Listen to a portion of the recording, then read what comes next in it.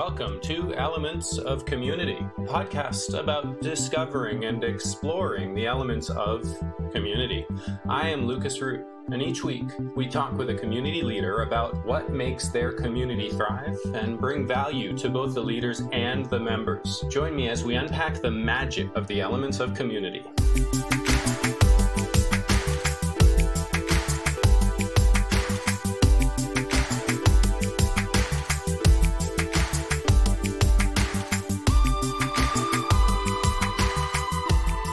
Let's talk about resilience today. I've sort of grown up with and really woven into my thought pattern the idea that resilience is being able to take a pounding. You know, when life gets you down, it's resilience that gets you back up. When you're going through the grind, it's resilience that allows you to survive that grind. And while that's true, I want to talk about resilience in a different perspective today. I want to talk about resilience, how resilience helps you to embrace the storm that you're going through, embrace the grind. It helps you to embrace the pounding that's coming. And it is in embracing the storm that resilience can fuel empowerment. So let's talk about resilience. And first I'm going to start with a little story of mine. You all have heard the story of Wall Street. You all have heard of the almost 2 decades that I spent on Wall Street, and many of you have ideas of what that kind of looks like and feels like. In fact, probably many of you were there with me, and you follow me here on my podcast because of the fact that you were there with me. I love that. Awesome. Wall Street is absolutely a grind. It's a pounding, and it can get you down. Wall Street is the storm. And when I left Wall Street, I left it because I was moving beyond the storm of Wall Street. But here's the thing. Life isn't just about moving beyond a storm. Life, as we all know, is this combination of the storm and then the calm, and then the storm and then the calm. And the purpose of the storm for you is to allow you to move into a position where, through embracing that storm, through stepping into that storm, through becoming the best that you can be in the depth of that storm, you can work your way towards the kind of self-empowerment that can only come when that storm builds you every time it hits, instead of tearing you down and requires you to recover. Rather, the storm is itself a piece of the power that you bring to the table from today on. So here's my story. Again, you've heard pieces of it. I left Wall Street to get away from the storm, and I was beaten down. I was broken. I'm not going to go into that story now. That's not the point. Go back to a previous episode. I was what I call 5D devastated. As opposed to the 7D or 12D awakened that you can get now if you go looking for the right people. I was 5D devastated. And my wife and I, we spent a year and a half sort of rebuilding our bodies, our minds, our spirits, rebuilding our capacity to just engage with the world. I mean, we were beaten down. We were not resilient. And again, you've heard from other episodes, and I'll even link some of them in the show notes. Part of the reason why we were so beaten down, part of the reason why we were not resilient, was the fact that we were a bereft community. We had no one upon whom we could lean. My parents loved me. They probably would have helped out if we wanted to go up to New York or northern Vermont, where my parents live, where I was born and raised. Beautiful place to, recover from the world. If that was our path, then we could have leaned on them, but that wasn't our path. I mean, we didn't have my parents in New York City. We didn't have my parents anywhere for us to go run away from the challenges, the hardships of the world that we built for ourselves, right? Here's me taking responsibility. We built that for ourselves. It was the world that we created, and it was the world that we needed to come back to, or at least a version of it. It took us years. I launched my consulting company. I landed a couple of clients. The Pokemon company, you all know, has loved me, and I have loved them for now 8 years. And they helped me step up. But again, not because they wanted to support me, not because they wanted to be there for me, but because it was a valuable transaction. I was giving them value, they were giving me value in return, and that was enough in the moment. The other clients that I landed, Bird Rides Company, enormous electric scooter company. Shortly after, the Pokemon Company picked me up. Same thing, it was transactional. I was sharing value, I was receiving value, and that was enough. It was enough for me and my wife to be able to sort of stumble ourselves back forward into the world because we didn't have resilience. Now, I've learned some things since then. I've learned that resilience isn't just weathering the storm. The entire purpose of this episode today is to help you step into embracing that storm, and through embracing the storm, stepping into the empowerment, the strength of self that comes from that. I've learned that resilience isn't just weathering the storm. Who was it? Mike Tyson. Amazing quote. Mike Tyson said, "Everyone's got a plan until they get punched in the mouth." I had a plan. I was gonna go to college, get a great job, work for 20 years, retire, find another job. The combination of my retirement income for my first 20 years and the second job together were gonna build amazing wealth. And I was 17 years into that plan and I fell apart. I had a plan, I got punched in the mouth. Now what? That's when you have an opportunity to start building resilience. It's not resilience that gets you through that punch in the mouth. It's that punch in the mouth that makes it possible for you to start building resilience. It's not resilience that gets you through that first storm or the second one or the third one. It's the storm that makes it possible for you to build the resilience. And you only build it when you embrace the storm. What does that mean? Well, here's what that has meant for me. Coming out of Wall Street, being 5D devastated, picking myself up, dusting myself off, moving forward into the world, and trying to do the same thing over and over again.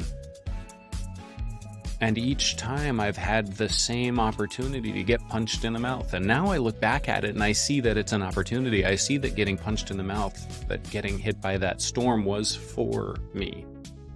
Because I hadn't learned that resilience is embracing the storm.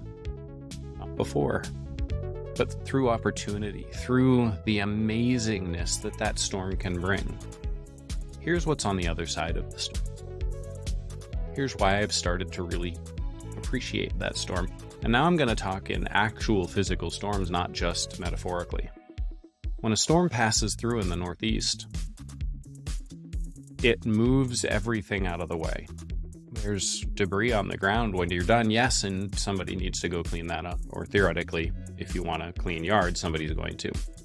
There's debris on the ground. And so everybody sees the debris, but here's what else it does. It takes the debris out of the air and it puts it on the ground. Some of that because of the strong winds, some of that because of the rain, some of that because of the charge in the atmosphere that hyper focuses all of the things that it touches on that next step. Dust wants to move into raindrops. In fact, that's how raindrops first start getting formed, is with that dust. Air wants to move around faster, and electrical charges want to move through it. Lightning bolts. It's really actually quite amazing. It moves things out of the way. On the other end of a storm, when you're out there surveying the damage, the debris that it's left behind, you also notice that there's nothing quite like the smell after a storm. It's amazing. Nothing smells fresher than that. It's not your dryer, trust me.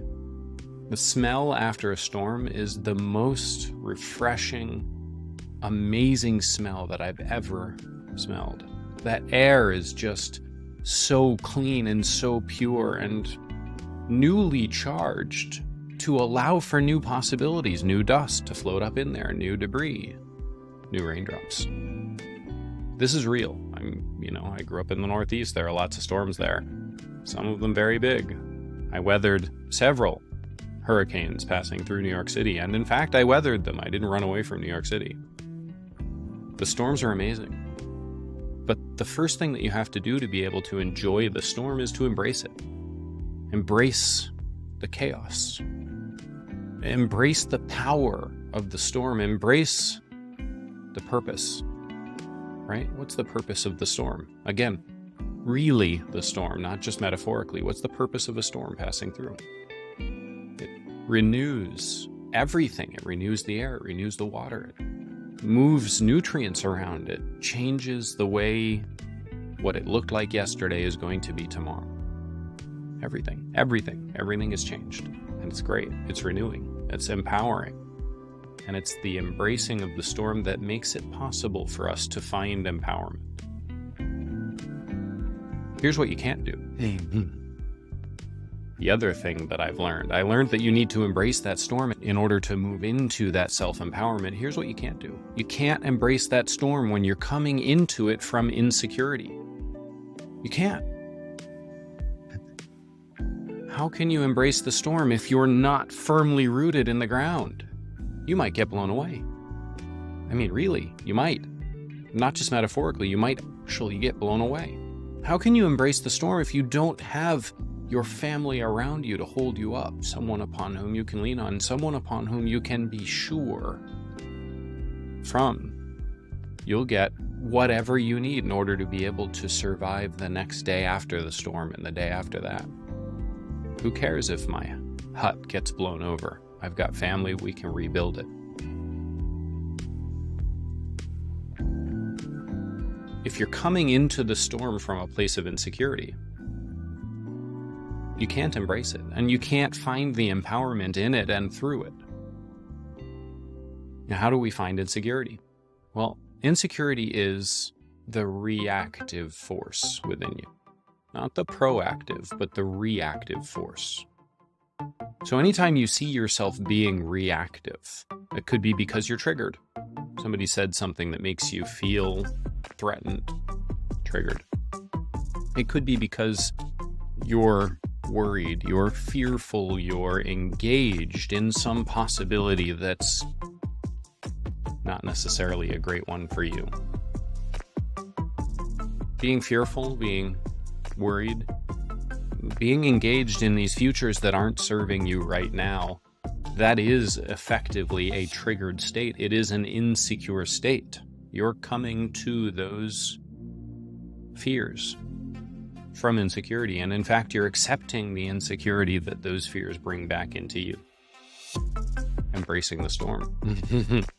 If you embrace the storm of the insecurity, then you have an opportunity to build some resilience. Just embrace the storm. But that's just some resilience. In fact, the real resilience in life comes from having a community of people that support you. The community that I've been able to build only since realizing how powerful that was, only since realizing that every single time, as Mike Tyson would put it, I got punched in the mouth, it was for me. It was for me. It was happening for me. It was the universe acting through me, and it felt like getting punched in the mouth, but it was acting through me for a better future, for me and for everyone that I love, including you.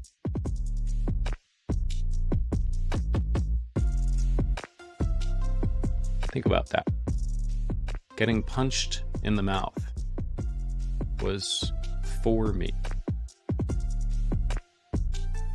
How many times have you been triggered now, looking back on it? How many times was that trigger for you? How many times was the person who said something that made you feel threatened and insecure, made you feel reactive, and in fact, probably you did react? I've done it, I get it. How many times was that for you? How many times was that an opportunity for you to recognize something inside of you that's ready to grow? Something inside of you that's ready to become more resilient. Because ultimately that's what triggers are. It's an opportunity for you to see a place inside of you that's ready for growth. But when you're insecure, it's hard to see that because you're just acting in reaction to that trigger. You're just acting in reaction to that insult. You're just acting in reaction to that challenge. I get you. I feel you. I've been there. Some days I feel like I'm there all day. Some days I wake up on the wrong side of the bed and I just am triggered. And I don't love it. And when I wake up the next morning, I'm in a new place. I'm in a new headspace. I'm in calm. I'm in my resilience, and I'm in a position where I can really reflect on the trigger that happened yesterday. I'm in a position where I can really step into, how did that happen for me? How did that happen as an expression of what could be the best me? Right? Looking at my triggers, looking at my reaction and my reactivity, looking at the ways that I stepped maybe differently than I would want to have stepped from a calm, collected, thoughtful place. How did that happen for me? How was that my best self reaching out and lovingly slapping me in the face and saying, hey, this is a space you can grow in. Hey, this is a space you need to spend some time paying attention to. Hey, this is an opportunity for you to level yourself up. And I only see that when I'm moving into that resilient, calm place. I only see that when I'm in a position where I can embrace that storm, and they still happen. I still have days that are all storm and no embrace. But the next morning I can smell that sweet air, that the storm of yesterday cleared things out and made it possible for me to see things more clearly. And it's not just me, because I can't do that alone. I do it because I have people that love me so much that no matter what I do, no matter what I say, no matter how I say it, tomorrow morning they're going to be there for me. They're going to help me stand back up, and they're going to say, hey, dude, yesterday was a storm. What do you need from me today? How can I help you, Lucas? How can I help you embrace the storm and build more resilience for your own empowerment? And those are the people that are changing my life every single day. Those are the people that are making it possible for me to come to you every single week, week over week, and share with you this amazing experience that we call life and how community is building that better for me. Embracing the storm.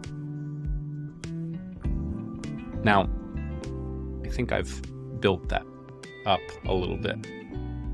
And I'd like to talk about sort of the way that can bring out the best in you.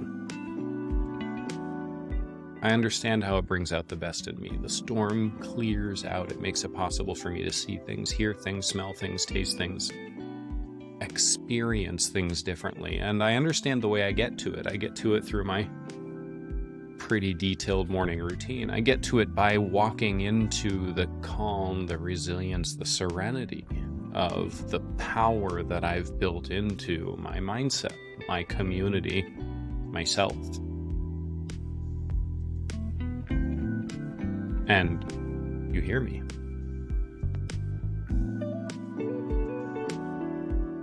And the way that you're going to do that is the same. You're going to build a morning routine similar to mine. You're going to build a morning routine that makes it possible for you to tackle every single day with the kind of start that gives you access to calm serenity throughout the entire day. And you know what? You're still going to have days just like I do that are storm all day. There are not very many these days. They're few and far between. Part of that is because I'm older. I've seen more shit. Because I've seen more shit, I know that I'm gonna get through this because I did last time. I got through the storm. And you know what? This storm is new and it's different and it's exciting. But also, I got through that last storm. It'd be all right. Part of that is because of the way that I've rebuilt myself, because I've embraced the storm, because I've stepped into the fact that it is the storm that gives me the opportunity to build that resilience. It's the storm that makes it possible for me to really step into the next level of self-empowerment, the next level of my own personal growth, and the next way that I'm going to be able to share that growth with you. So here's what I do. Every single day, morning routine. My morning routine is about an hour long. It's 3 parts. Now, I move the 3 parts around depending on what my goals are, but for all intents and purposes, here's how I would recommend it to most people most of the time. The 3 parts are a little bit of exercise, a little bit of meditation, and a little bit of nonfiction reading. You see a bunch of books behind me. I've got stacks and stacks and stacks of books everywhere around my house. I do nonfiction reading every single day. I do at least a book a week, and some weeks, many more. First, I get up and I do a little bit of exercise. There's a reason for that. What I want to do is I want to flush the cortisol out of my body. I want to flush the hormones that are moving me into a stress state. Now, cortisol isn't a bad thing, especially cortisol in the morning. Your body makes the cortisol to wake you up. It's there for a reason. Also, I want to flush it out because there are things that I want to do with my body and my brain, and cortisol kind of gets in the way of that to some degree, to some level. So I do a little bit of exercise. I get my blood moving. I allow that cortisol to go where it needs to go and the rest of it to get burned up, sent away. I don't do a hard workout because I don't really want to change my deep thinking brain state, right? Hard workouts are for later in the day when I really want to hit it hard and exhaust my body and maybe even turn off my brain. Next thing I do is meditate. Here's why. I like the calm that meditation brings, but there's one thing that's much more important than that. As you get good at meditating, you're going to do 3 things. The first is you're going to get great cataloging the thoughts that are coming into your head.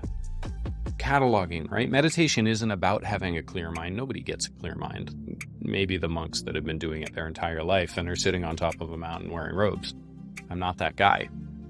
Nobody else gets clear minds, at least not most of the time. Occasionally it might come. For the most part, what happens is your thoughts keep coming in, and that's a good thing. But because of the fact that you're good at meditating, you've built that skill, you've built the resilience by embracing the storm of your thoughts continuing to come in over and over again. You get good at cataloging them. This is a thought I need to come back to and put it over in this box. This is a thought I don't need to worry about. I'm going to throw it away. This is a thought that maybe is going to turn into a feeling. I should pay some attention to it. I'm going to put it into this box. As you get really good at that, you embrace the storm of those thoughts and you find that you have resilience. You build resilience through embracing that storm to be able to step into something kind of like a clear and quiet mind, but it's not quite the same.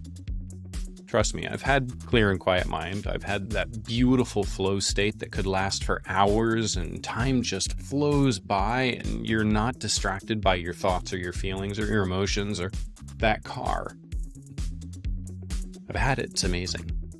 And most mornings when I'm meditating, that's not what's going on. Also, because of the fact that I'm going deep inside my mind and I'm really embracing the storm and I'm moving towards flow state, even though I don't typically get there in every single meditation, you enter into a different kind of brainwave. Now, it's a brain state that's available to you as soon as you wake up. And through meditation, I'm extending that brain state. It's called the theta brain state. It's one of the brain states that your brain allows you to really dive into information, into something that you're trying to learn, into almost anything that you're interested in. It's amazing. Okay. Now, I do the exercise first to flush the cortisol. I do my meditation second to get back into that brain state, the theta brain state, the learning brain state. And then I read nonfiction after that, right? Now, you can move these around. If you're good at staying awake, you could wake up, meditate. That's just going to deepen the theta brain state and extend it out even further. Then you do some reading, maybe then you do some exercise to sort of get yourself into the day and out of that theta brain state. But that's why those 3 parts are there. Now, everybody that I've ever studied, and I've studied a lot of very successful people, have used all 3 of those parts as part of their morning routine. Every single one of them. They do different lengths of time. I do about 20 minute, 20 minute, 20 minute. They do different lengths of time. They do them in different orders. So my good friend, Dr. Chris Lee, he can meditate first. So he wakes up at 4:44 in the morning every single day, and he goes directly into a meditation. I admire that. There's a reason I don't meditate first. It's because I have found that if I go directly into a meditation, sometimes I find myself waking up again. And by waking up again, I mean the meditation put me to sleep. It went one step too far. And I'm much more likely to do that if I don't exercise first. So I wake up, I go to the exercise, then I meditate, then I read.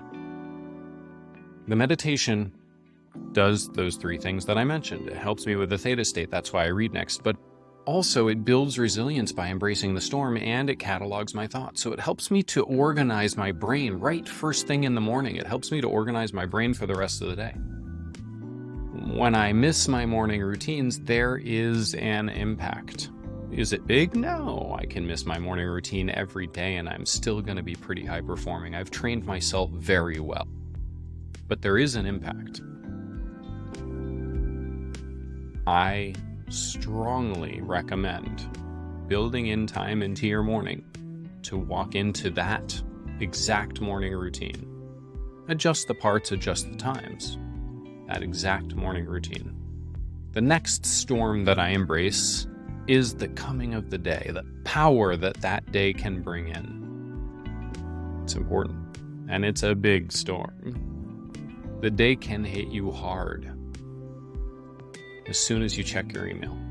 I don't know about you, but when I check my email every single morning, I have about 200 emails waiting for me to give me something to do. Some people want me to buy from them. Some people want me to read their content. Some people want me to sell to them. Those, of course, are ones that I like. What do you do with your inbox, your social media, your phone, your messages, your email, when you finally decide it's time for you to be open to the rest of the world? That's the next storm of the day. It's a big storm. And having the mental resilience that you've built up over days and days and weeks and years of building your career is a really important part of making sure that you're ready to embrace that storm. How do you build resilience throughout the day as that storm continues to pepper you with hailstone? There are some things that I do. First, I never do anything for more than an hour all day long. Nothing. I don't do any deep work sessions that last more than I take a break. I take a very specific break, in fact. When I take a break, it's exactly 5 minutes long. The first minute is a mindset reset. So I'm freeing myself from what I was carrying for the last hour or 55 minutes. The next thing that I do is a biology reset. So I'll go grab some water, I'll go to the bathroom, I'll make sure that my biology, my body knows that I'm taking care of it. So the mindset reset takes exactly 2 minutes. The body reset takes 2 minutes-ish. Then when I'm coming back and I'm getting ready to go back into the work, I do another mindset reset. And in that one, I'm sending myself forward into the power of the day. The next hour, the next half hour of work that I'm going to do, and letting myself know that I'm going to be powerful at the end of that. I'm embracing the storm of that hour, and I'm still going to be resilient and empowered through the embracing of that storm. Now, you think about that and you're like, dude, 8, 10, 12 hours of work, that's a lot of 5-minute breaks. Are you sure you want to be taking all those 5-minute breaks? Trust me, yes you do. Yes you do.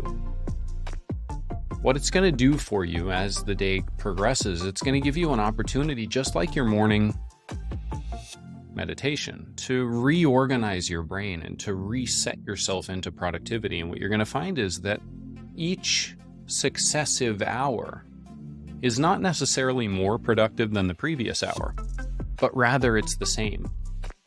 And what you've been doing is each successive hour is a little bit less productive and a little bit less productive and a little bit less productive. And as the day goes on and each successive hour is less productive, it's the difference between where you started and where you were 3, 4, 5, 7 hours into the day. That difference you can close by taking that 1 hour break throughout the day. Building resilience by embracing the storm. By embracing the storm. I know that the next hour is going to be crazy, and I know that I'm powerful.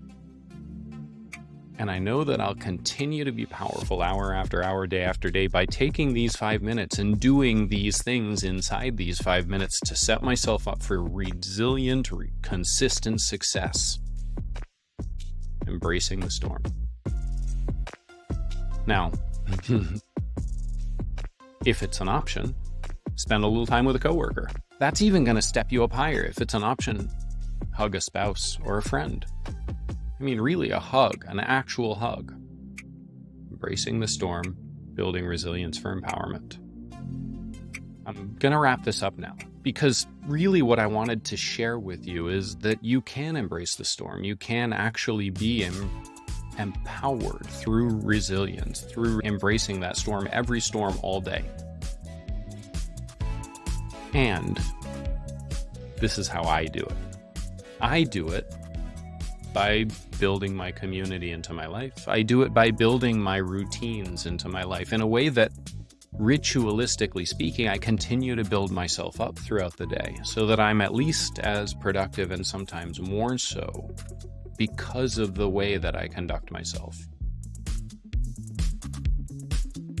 And my invitation to you is, look at the opportunities that the storm has brought to you. Look at the opportunities that your triggers have brought to you to learn, to grow, to reassess who you want to be in the moment and how it is that you arrived there.